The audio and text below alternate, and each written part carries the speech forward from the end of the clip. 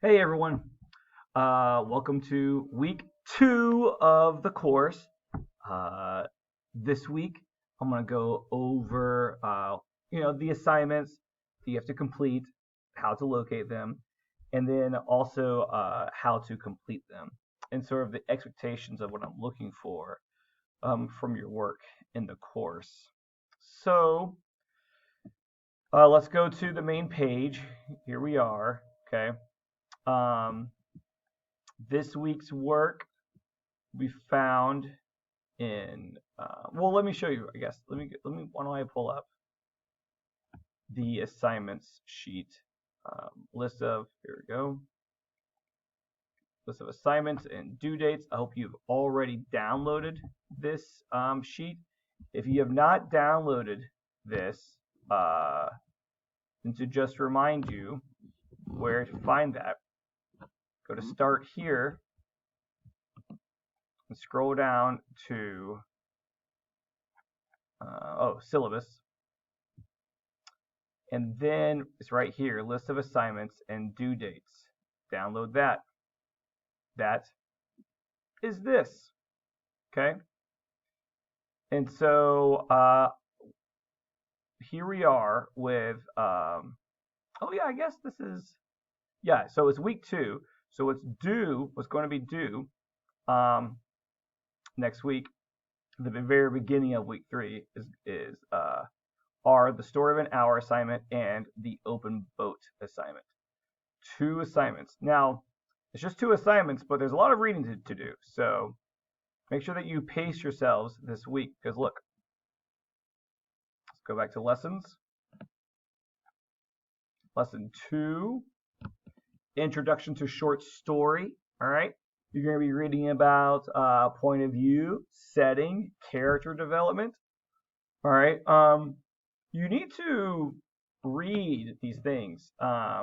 You should read Us and Them by David Sedaris. Great writer, very popular writer. All right. You are supposed to be reading chapters 5 and 8, okay, and 9, because what I'm going to go over today is discussing incorporating research. So you need to make sure you read chapter 9 before you do this week's work, because this week's work is going to be using and incorporating some research. Okay, we're going to do a bunch of, throughout the semester we do smaller assignments that work to help you complete the larger assignments. Like this week, you're writing paragraphs and you're incorporating research, but like by the time that you finish all of this week's work, you're gonna have written almost the same amount that you would have written for your first essay. Okay, but instead of it being an essay, it's broken up into different chunks. So you got to make sure that you are reading this stuff. So much of the college class is reading.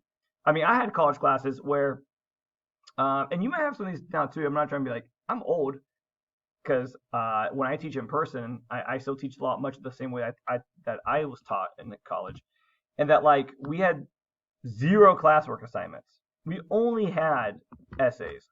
I had plenty of classes, English classes, where my grades were just 4 essays. I mean, that's it.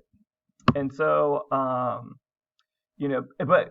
we were doing tons of reading. I mean, if I came to class not having read, while my grade wouldn't necessarily have gone down, right?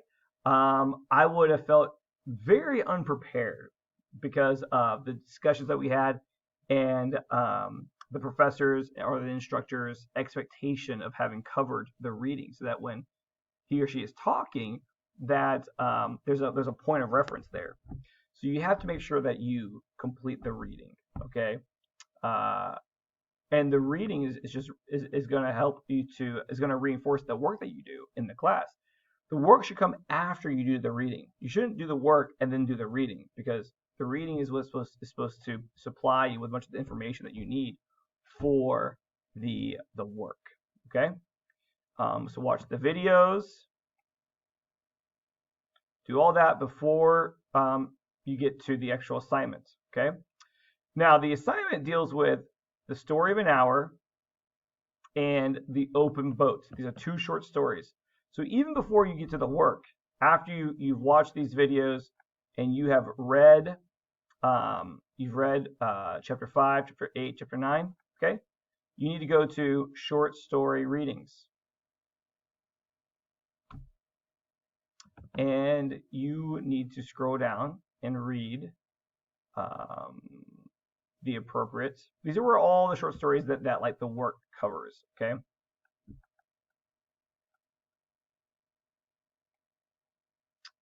Let's see here. Okay, so in the short readings file, this is where you'll find the story of an hour. I just added it. I paused for, if you notice there's a little glitch, I paused for a moment to make sure that the story of an hour was in the short readings file, okay? So I downloaded it, I uploaded it here. All right, there it is. So that's where you are going to find in short story readings. This is where you're going to find the story of an hour, which you need to read. Okay. If you go back to lesson 2, the second story that you need to read, if you notice down here it says the open boat assignment. Okay. That is in fiction as genre. Chapter 5. When you click chapter 5, there's the open boats. Okay. All right. And then I'm about to go through a PowerPoint where I talk to you about some information for the class that you need to know. I talk about the work that we're doing this week and how to do the work. Okay. And so the PowerPoint that I'm using is located here. Story of an hour assignment.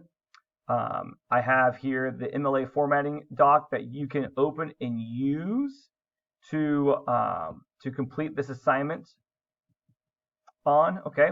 And then you can open up another one of these for the open boat assignment. All right, these need to be on 2 separate documents because they're submitted in 2 separate drop boxes. All right. You're not putting them all on the same sheet of paper. If you were in my class and you're turning it in, it could be on the same sheet of paper, obviously. But because it's online and in the grade book, there are 2 separate assignments. They have to be submitted on 2 separate Word documents. Okay. I have by the end of the PowerPoint, I want to have created 2/3 of an example of what you are supposed to be doing. So by the end of this lesson, if you want to download this document to go back over and see again what I go over in this lesson, then it's right here. And then, like I said, the PowerPoint that I use today, I have provided for you right here. Okay. Alrighty. So I'm gonna switch to PowerPoint now.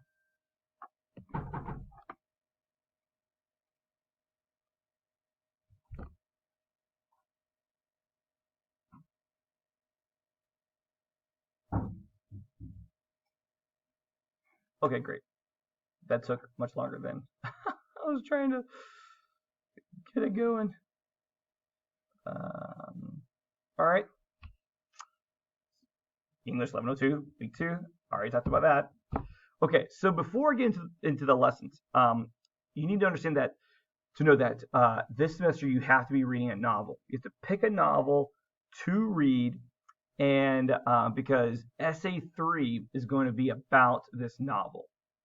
Okay, you're going to have picked your novel by the beginning of week, I believe, by the beginning of week 3. Let's see. What's due on February 2nd, the beginning of week 4. What's due on the 2nd of February is your semester novel sign-off. You confirming that you have found a novel and you're telling me what novel it is. So that is 2 weeks from now.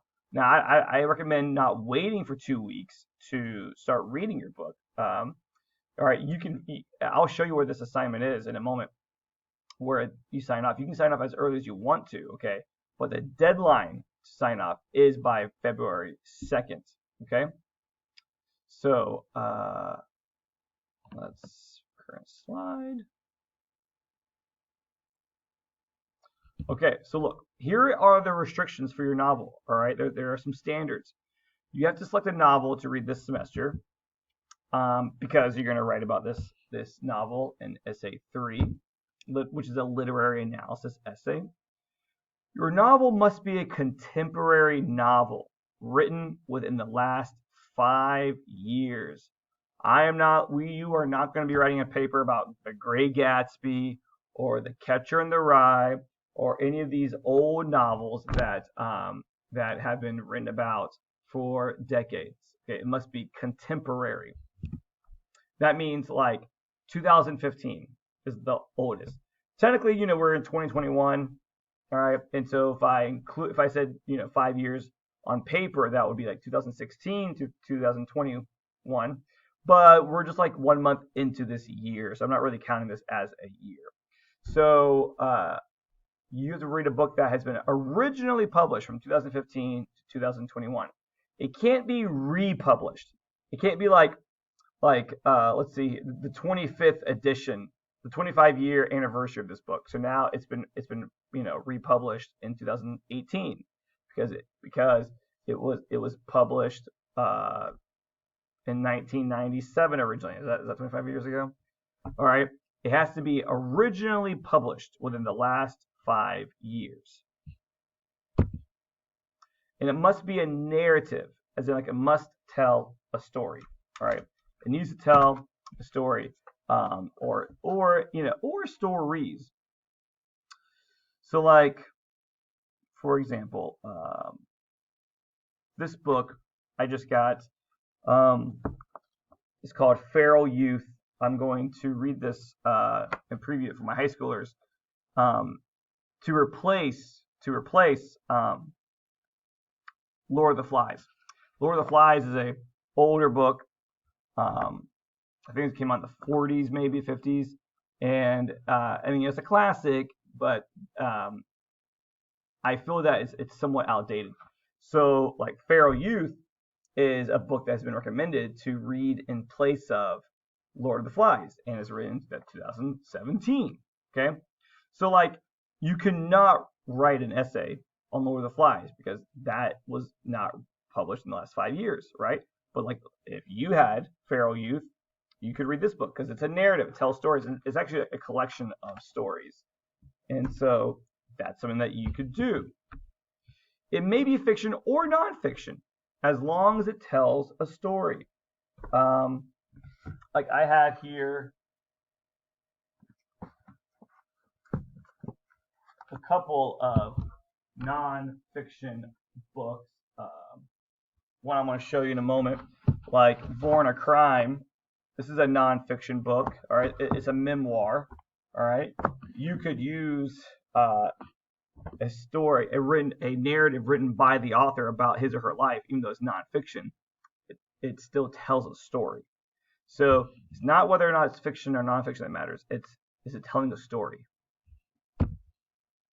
And for this essay, no graphic novels. Even though I support graphic novels, I think they can be really enjoyable to read. I have read graphic novels, okay, but for this paper, we're not using graphic novels for essay 3. So here are some examples. All right, these are books that you may read.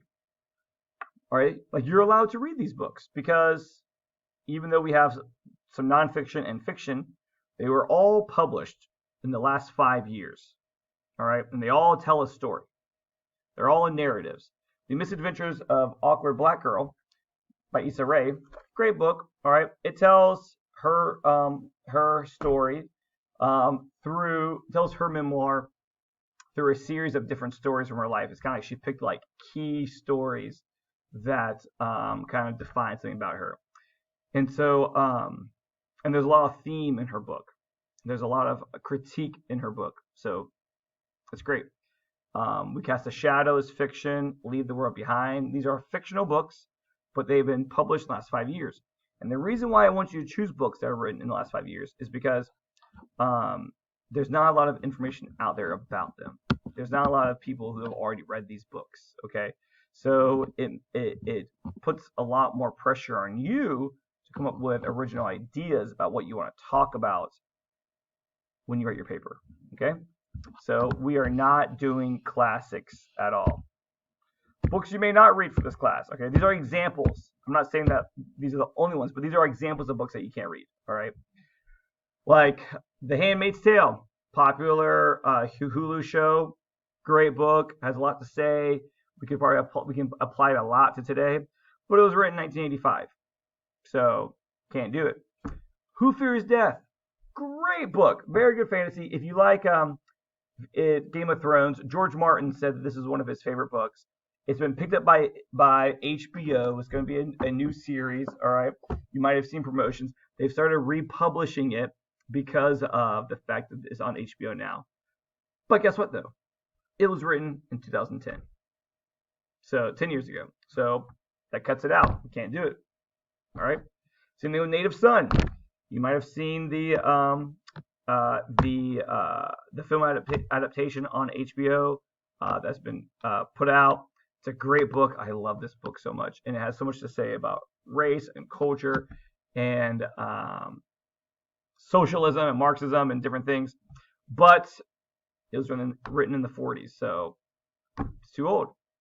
And then there's like a book like Stamped from the Beginning, which is a fantastic book. I loved this book. I read it over the summer. All right, it's the history of racist ideas in America.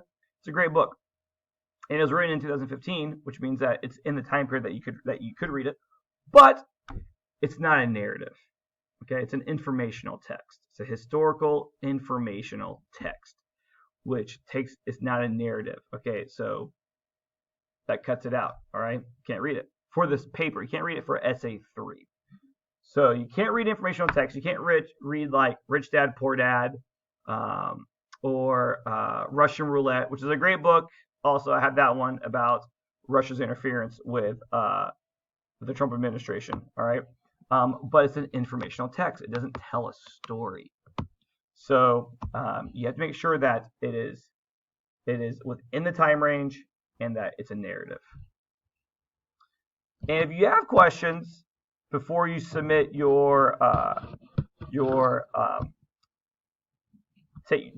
you do the sign off, you can run it by me and ask me questions. Okay. So like when you I had this screen, but I'll just show it to you. When you figure out what your book is going to be, you don't have to wait until February 1st to fill this thing out. You can go and do it right away. All right. In lesson 3, you can scroll down and it's not lesson 3. Which lesson is it in? Well, I have it in the PowerPoint. Let's see.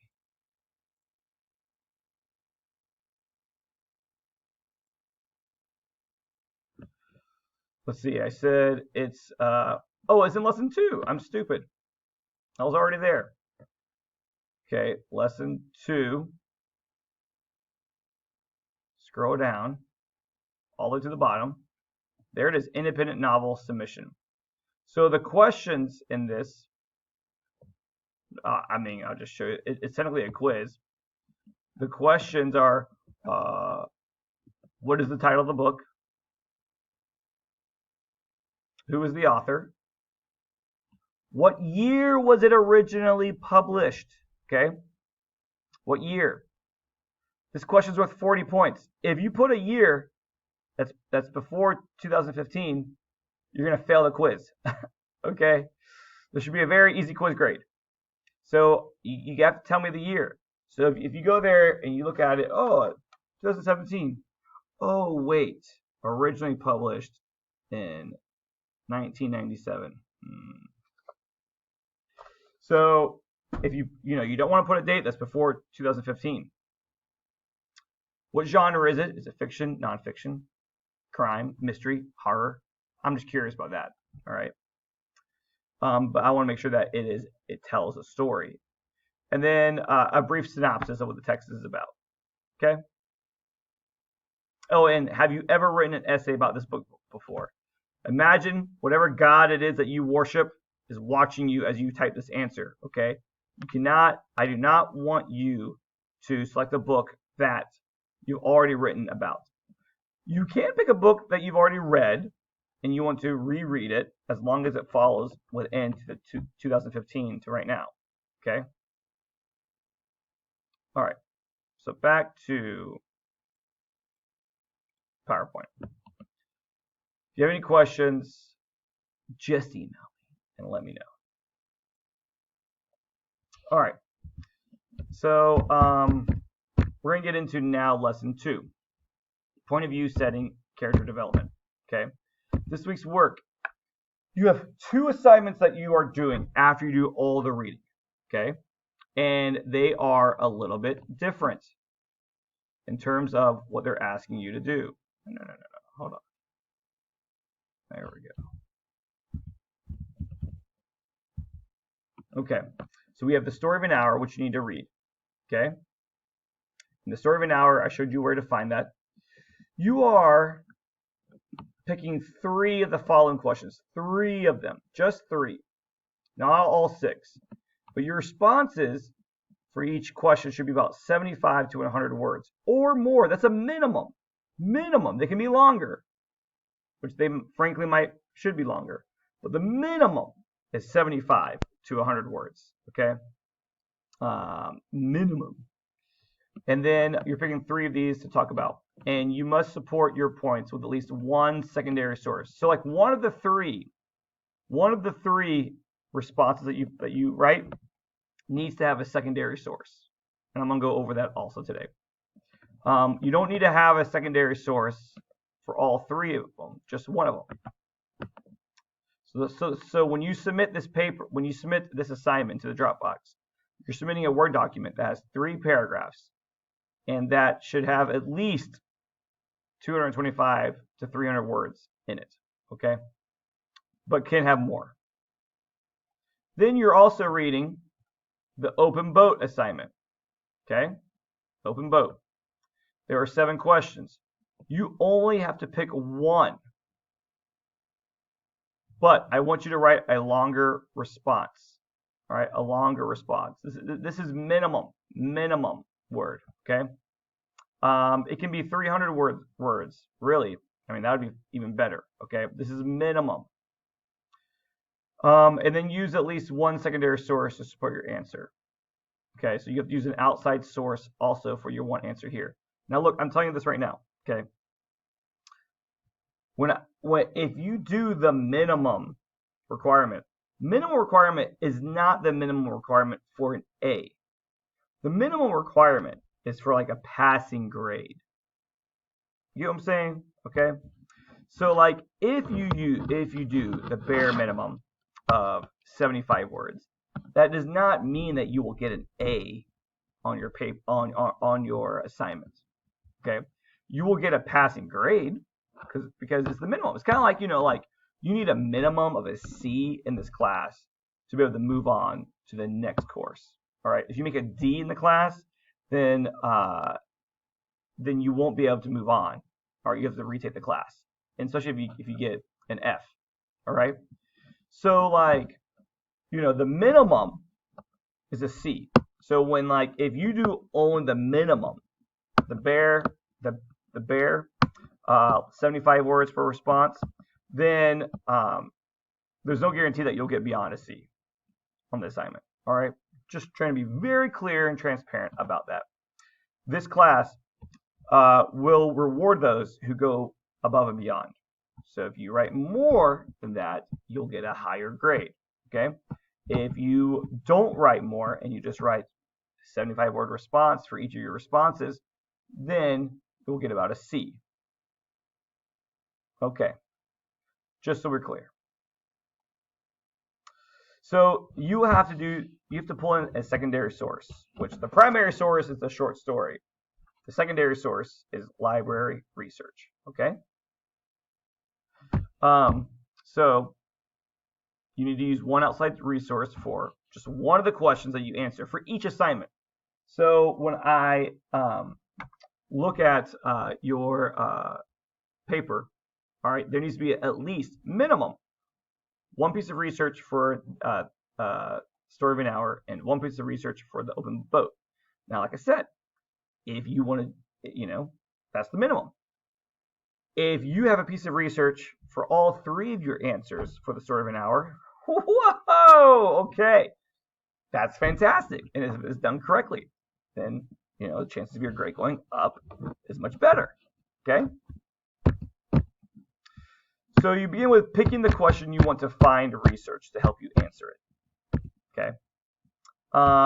And so you would go look at the 6 questions, find the one that you feel like you'll find research to help you answer it. All right. And then you will then use the verbiage in the question to help you conduct your research, because you want to find a research that will answer that question.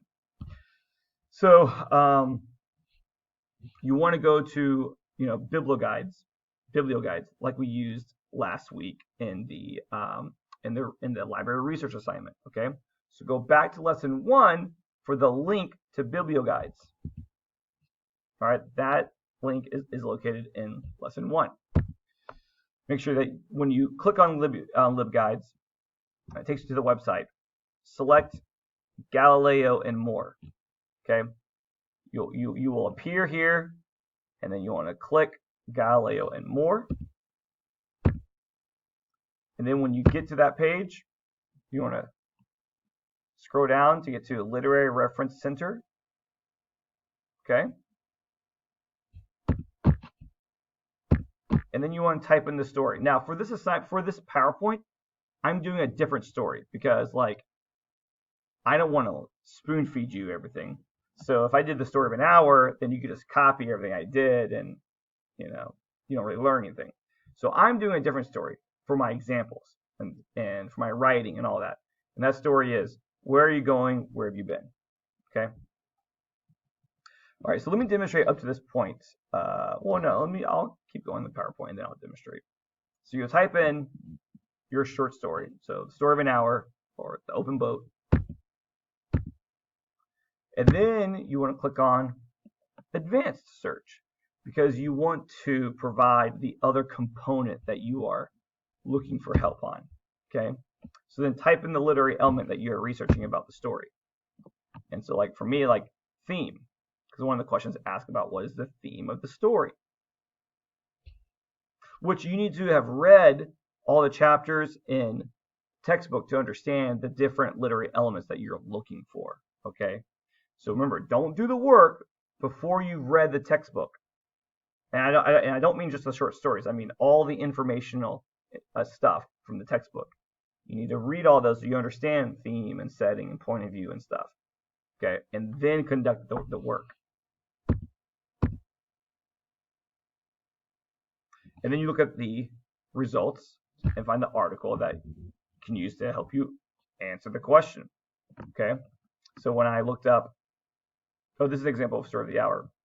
When I looked up the story of an hour for theme, I found that this article right here talks about the themes of the story. So that's something I could use. All right. Now, let me demonstrate this. Okay, so lesson 2, leave. Okay. Story of an hour assignment. I'm pretending that I'm writing about where have you been, where are you going, and I want to talk about the theme of the story. Okay, theme. What are the themes of the story? That's what I've chosen that I would write about. So I'm going to go to lesson 1, lessons, lesson 1. Scroll down, LibGuides, Galileo and more. Scroll down, Literary Reference Center Plus, right here. Click, click, click.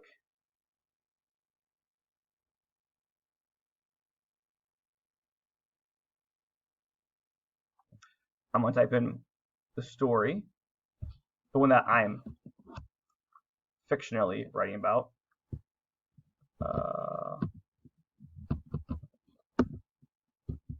Where are you going? Where have you been? And then I'm going to hit advanced search. Okay, oops. And then I'm going to type in theme. If I was writing the question, if I was going to answer the question about setting, I'd write setting in there instead. Okay, this way, there's like thousands of articles written about the story. Where are you going? Where have you been? So now I want to narrow all those down to just theme. And then I hit search. Okay, cool. So the first one that I come to is existential allegory. All right, in the story. This is the assessment of the story as realistic or naturalistic depiction about framework. Examines the existential theme. Look, that's the key word I'm looking for. It's the story, and it's the literary term. Boom. That's the piece of research I'm going to get. Okay, and so there's a text right there. I'm gonna read it, and I'm gonna find a quote from it that I really like. So I'm gonna open that in a new tab. Okay. So I find this research, and this is why you need to start your work earlier in the week, so that way you have plenty of time to do everything. Not everything is just like quite so simple. All right. Oh, it says it's blocked. It's not blocked. Well, I'd already opened it. I mean, I'd already downloaded it yesterday. So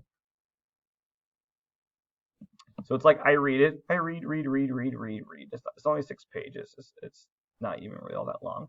And then I get to a line that, let's say something that like I really like, okay, that I want to use in my paper, which we'll come back to in a moment, okay? Before I leave this page and go do my work, I need to cite it, okay? I need to click on the Cite button, and I need to scroll down to MLA, because that's what we are. I'm going to highlight it,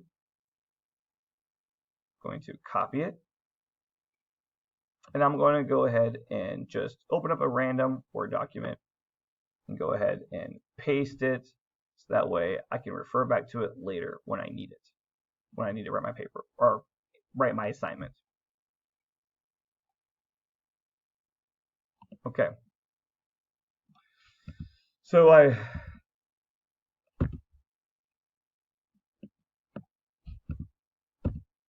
copy and paste the citation, okay? I read the article, and I find a quote that I want to use in my paper. She presents an allegory which applies existential initiation rites to the biblical seduction myth to represent every man's transition from the illusion of free will to the realization of externally determined fate. Boom! That's the quote I'm going to use in answering this question. Okay? So then I'm going to go back to lesson 2 and where the lesson is posted, and I'm going to download the MLA formatting page, the document, and I'm going to make sure that it's set up correctly. So I got to make sure the last name and page number in the top page numbers are in the top right hand side. I need to fix that. Let's not sin. I make sure my heading is correct, that first and last name. Then I have my instructor's name, and then I have the class. Then I have the due date. It's not the date that you're writing the assignment or finishing it. It's the due date. It's the date that you are turning in the assignment. And that my title is centered,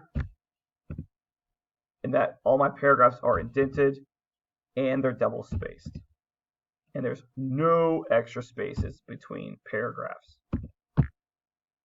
And then that my alignment, which I'll show you how to do this, is called justified. And so this is how it should look. Okay? I am writing as Griffin Hastings. That's my son's name. I have my last name and page number up here. I have the name, first last name of the student, the instructor's last name, the class, the due date, and the title of the assignment. Okay? So if you were going to create this yourself, which I do recommend that you are capable of doing, you don't have to just use the MLA page. Okay. You will begin on your blank MLA page. All right. You can do Calibri 11 or you can do Times New Roman 12, as long as it's just a standard non-decorative text. All right. I'll begin with page numbers. Insert. Page numbers. Top of page. Well, we have 3 options. Page numbers go top right side. Then in all caps, put the last name, my last name, and I'm saying my last name is Hastings, because I don't want to put Mr. Byers, Mr. Byers. I don't put Jeremiah Byers and then Mr. Byers. That looks confusing. Okay. Now before I go anywhere else, I'm gonna go to paragraph. Before I do anything else. Okay, I'm gonna look at spacing. See this spacing? The standard when you open up the Word document, the spacing is all messed up. When it says spacing after, before and after should always be 0. Always 0. And then line spacing should be double. Boom. Ready to go. Okay. So now I'll put my name. Put my awesome instructor's name, Mr. Byers. The class, English 1102. I have all my sections combined, so like you don't have to know whether you are section 1 or section 2 or section 3 or section 4. Okay. When I've taught multiple in-person classes, I did have to differentiate between those. But now, for all y'all, it's easy. Just English 1102. Enter, and then the due date. And so the due date is the 26th, Tuesday, the 26th at 5 a.m. 5 a.m. people. So January 26th, 2021. Enter. Now you're going to go up here to alignment to the center. And this is, for me, this is where are you going? Where have you been? Analysis. Now for y'all, you would be writing story of an hour analysis, and then on your other document, you'd be writing the open boat analysis. Okay, I'll hit enter. Now when I go to the next line, if you notice, my cursor right here is centered because I had centered my title. So I need to go up here. Now look, so a lot of people do this align left, but if you notice, if you look at the little lines, how they're all like rigid and stuff.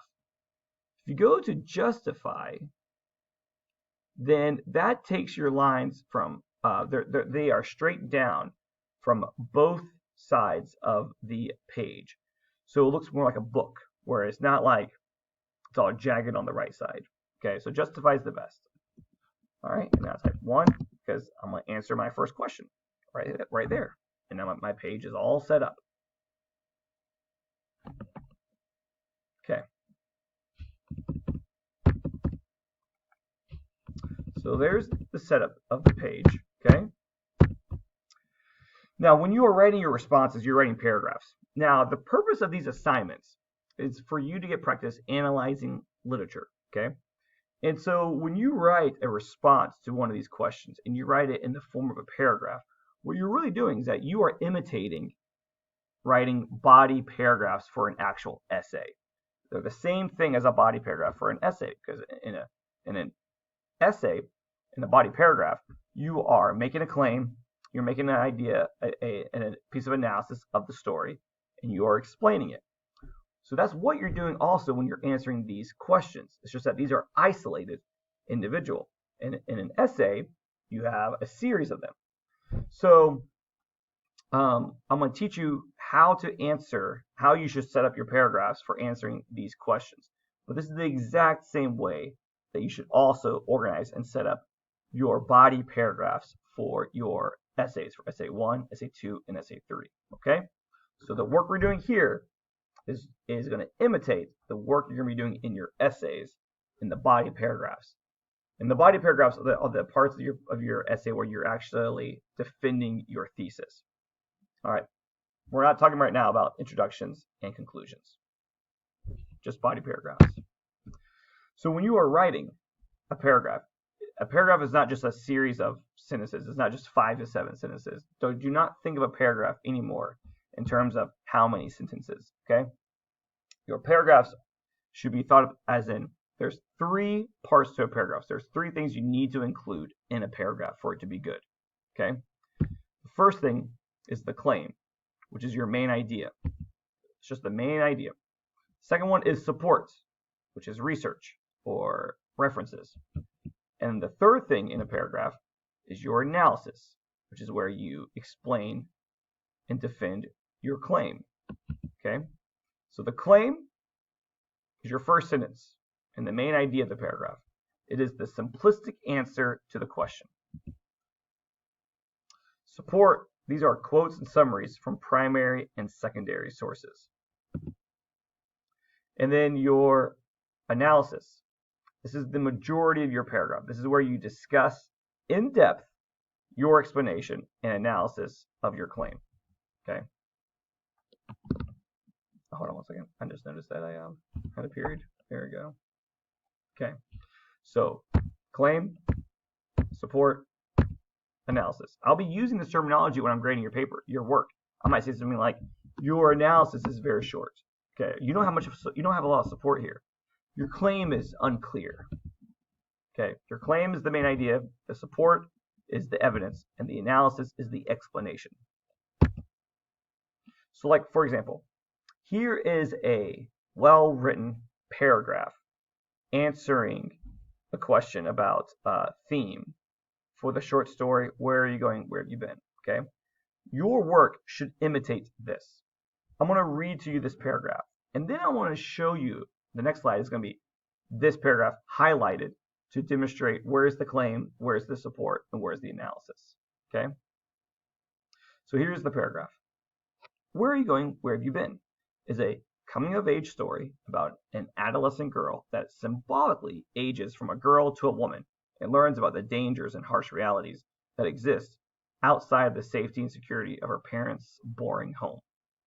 Marie Urbanski argues that the story is an allegory which applies existential initiation rites to the biblical seduction myth to represent every man's transition from the illusion of free will to the realization of externally determined fate. Page 203. Up until the point Arnold Friend comes to her house and scares her out of it, Colleen is living a sheltered and safe life. She is happy and carefree. She's a child living in the security of her parents' home. Arnold represents the dangers of everyday life. The readers do not know if he is someone who is going to help Colleen or if he's going to hurt her. When she finally decides to go with him, she is full of fear. Maturity and adulthood have the same effect on some individuals. Flying the coop and moving out on one's own can be very scary for young people, but it is a necessary step to independence. Okay, so this paragraph does have all 3 parts, okay? And this is the way they're divided up. We have claim, support, and analysis. So the claim is this. Where are you going? Where are you going? Where have you been? It's a coming-of-age story about an adolescent girl that symbolically ages from a girl to a woman and learns about the dangers and harsh realities that exist outside of the safety and security of her parents' boring home. So that's the theme. It's my main idea. My support is from my research. I have this quote from this person. And then I have my analysis, which is the explaining what this means. Okay, this basic answer. So it's like a paragraph begins with a dictionary sentence, a sentence that you would find like a very simple explanation in a dictionary, and then it ends with an encyclopedia kind of entry, which is more in depth. That's a good paragraph. Okay, claim is like a dictionary definition, and the analysis is like an encyclopedia explanation.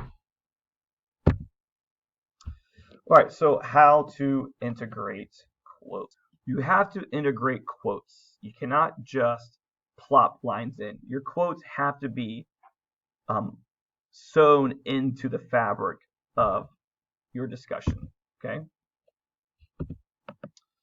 So what does that look like? Well, there are drop quotes. Drop quotes are bad. Many people just drop quotes into their work. A drop quote are quotes that stand by themselves as complete sentences. It's just you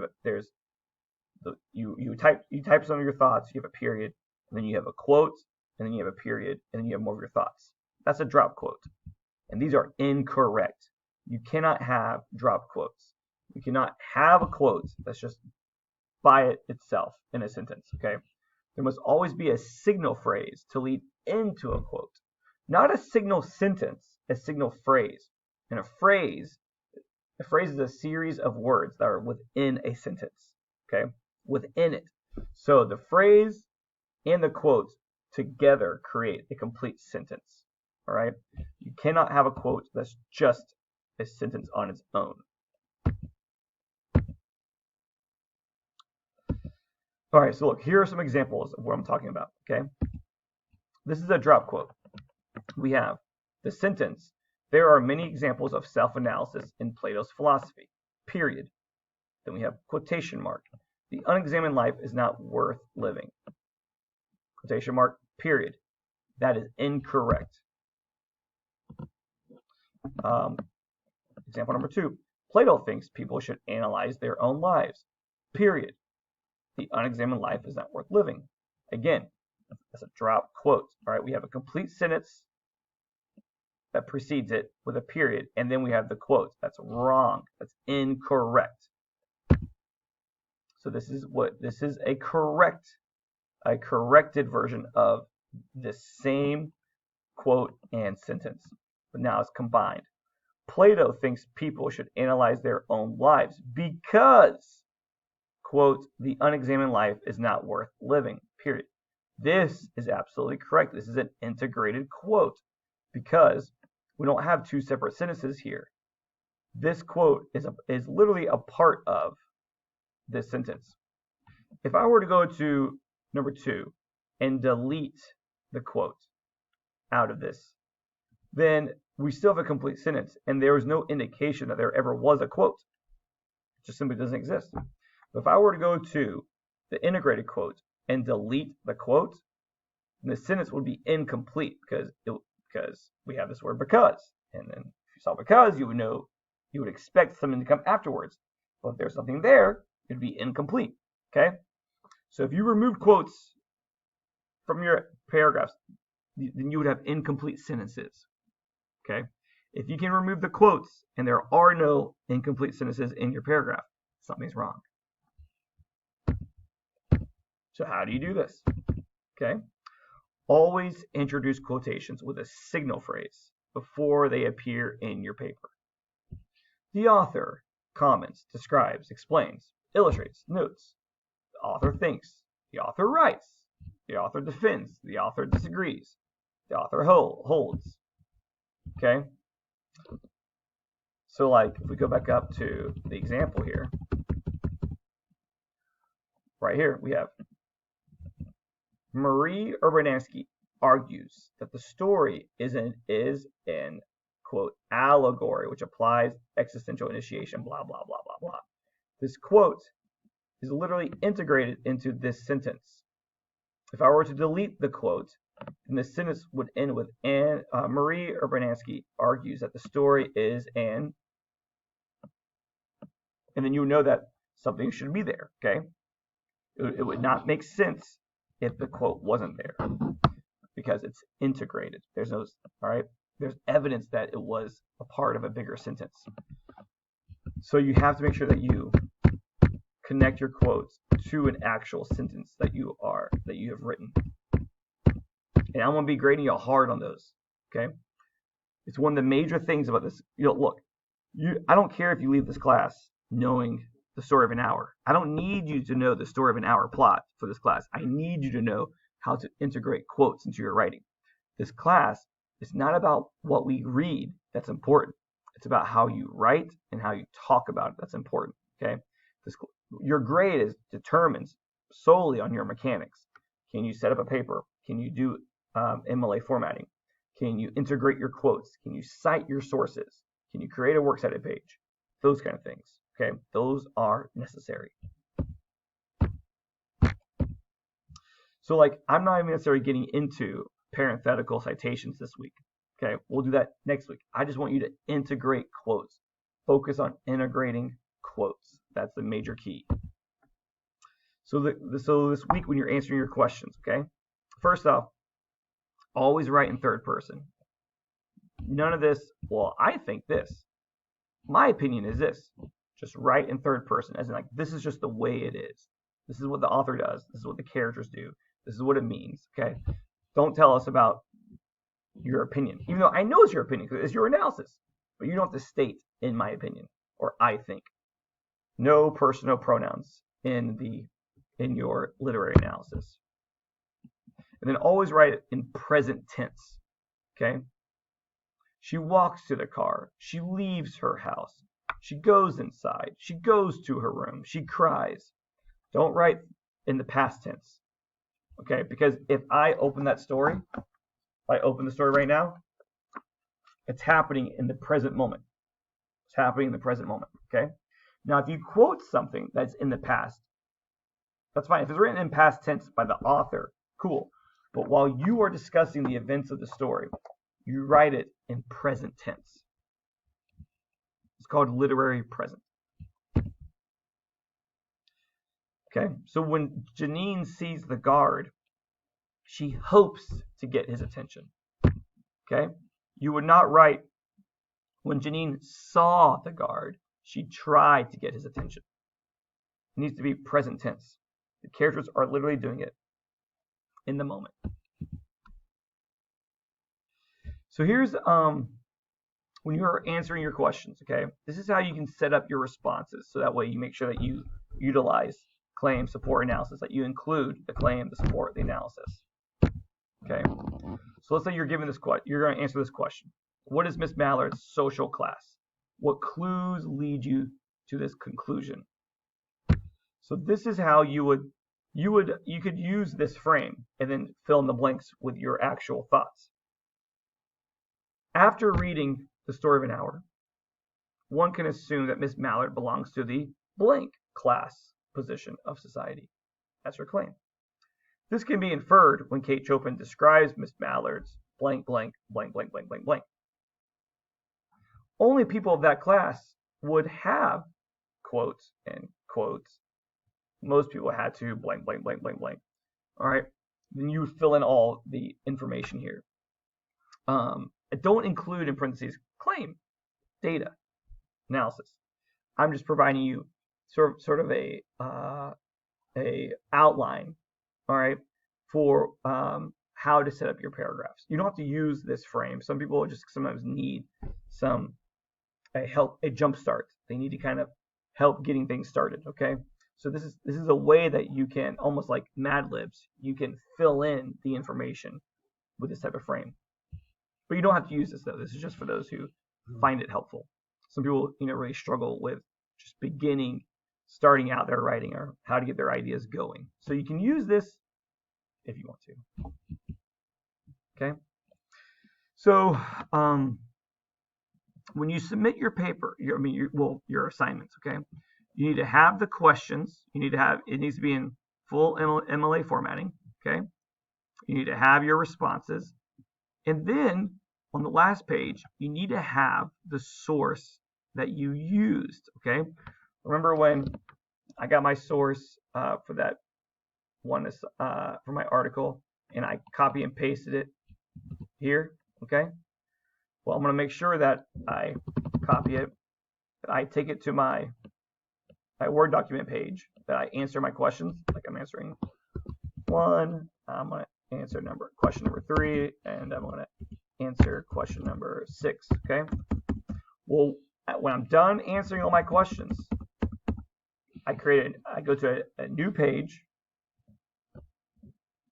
I do works cited, and this is just like your library research where you posted your sources, okay? The reason we did that library research assignment was for this assignment and for your papers where you create a works cited page. You just paste your source you use. But look though, if I just hit paste, this is incorrect. So I need to make sure that my paragraph is correct. See, I need to change this to 0. I need to change this to double. Okay. and then I need to make sure it's indented. And so if I go to the line that I want to indent and I hit tab, it messes the whole thing up, like I showed last week. So what you do is you go to the end of the line prior to the one that you want to indent, and then you hit the tab button and it indents the next line. You go here, hit tab, and go there. Boom. Okay. Now I have my works cited page. So I'm going to have 3 responses, 3 paragraphs. Okay. And then on its own page, I'm going to have the works cited page. All right. I want you to understand this. You cannot, since all this stuff is practice. This is all practice for the actual for your papers. Okay. So what I don't want to see is something like this, where you submit your 3 responses. Okay. You submit your 3 responses, and then under your 3rd response you have works cited. I don't want to see that, because if you did that on an actual paper, that would be incorrect. I want to see that you understand that you need to have the works cited page on its own, like that. Okay? So this would be a good paper to turn in. Okay? This is the way that your story of an hour assignment should look. I should see proper MLA formatting. I should see you've written 3 paragraphs. At least one of those should have an outside resource to it. And then I should see a works cited page. Class is starting.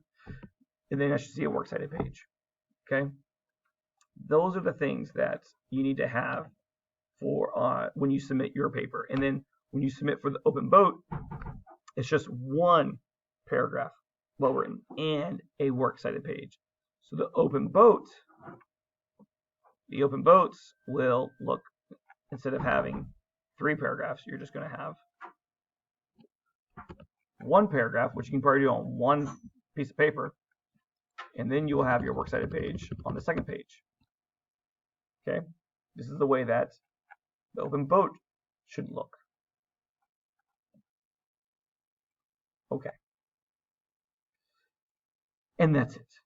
So after you watch all this, you go through the information, you read all the chapters, you read the short stories, you pick your questions, you do your research, you find 2 articles, one on the open boat and one on Story of an Hour, and you do all of the writing, and you're going through the process. At any point you have any questions, or you want confirmation that you're doing things correctly, you can email me, and I can just give you some feedback. Okay? All right, everybody. Good luck, and I hope you enjoyed the hour-long lecture. I'll see y'all later.